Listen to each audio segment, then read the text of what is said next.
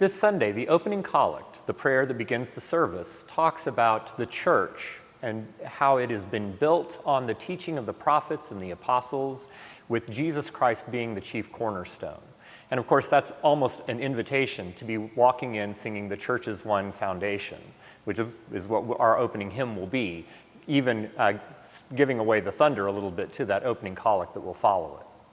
The epistle that follows, the reading from Paul's letter, also talks about following Christ's example and following sort of the rule of law, not the rule as a heavy thing that we are living under, but something that is provided for us as a guide, a way to have a better and more rich life. And so having the church, which is in its best sense, can exemplify the way that we are to be Christ to one another, is that way that we can interact with the church and with our tradition and with the teachings as a way of instruction and an example that we can use for the pattern of our own life. And so a lot of the hymns and the anthems will also be picking up on those themes. At the offertory, the choir will be singing this really beautiful piece that we've sung once or twice before, Teach Me Thy Way, O Lord, by the American composer Aaron J. Kernis. Aaron Kernis is really known much more for his symphonic music, chamber music, much more in the concert hall, has not written a whole lot of church music, and this actually came pretty early in his career. It's a really, really beautiful piece, and the choir has enjoyed singing it. It comes in sort of three distinct sections. The first and the third section are very similar, and they have a sort of atmospheric, laid-back approach to just setting these words, Teach me thy way, O Lord. In the middle section, there's this beautiful, soaring American melody, sort of a latter-day Aaron Copland melody that comes out of the choir. And it's such a wonderful musical moment to look for.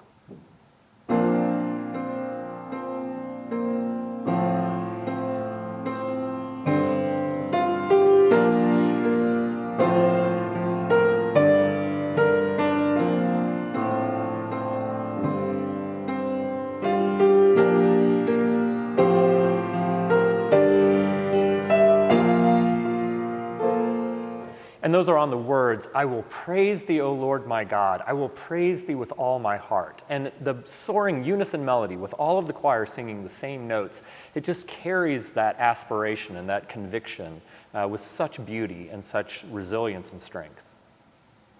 At the communion, the hymn that we will sing is one of the most beautiful and elegant in our hymnal. It's a tune called Houghton Holgate by William Boyce, who was a Baroque English composer.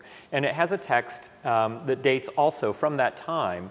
In your mercy, Lord, you called me and taught my sin-filled heart and mind, else this world had still enthralled me, and to your glory kept me blind.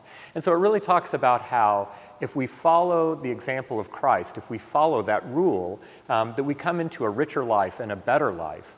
And it's a beautiful text to sing. Certainly pay attention to the poetry, but the tune itself just sort of brings that text to life.